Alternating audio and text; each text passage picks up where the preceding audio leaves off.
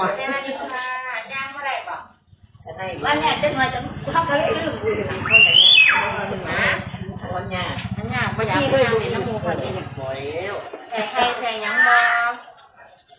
โมได้แหละ บ่เคยแทงยังแต่ไปนอนโรงพยาบาลไหมช่วงอาทิตย์2 อาทิตย์นี้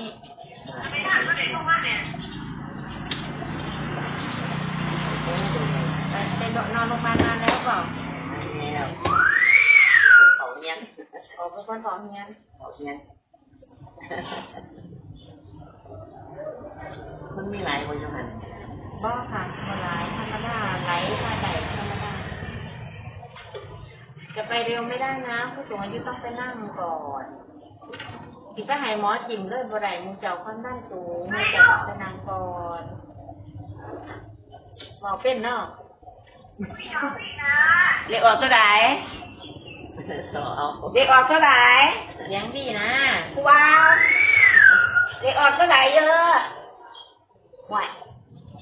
บ่กินขนมไหนบ่ถามสิว่าคนมานี่สวยไหม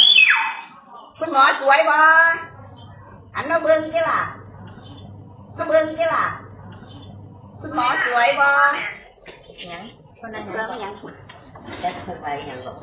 นนั้นยังเก่งมากเนาะ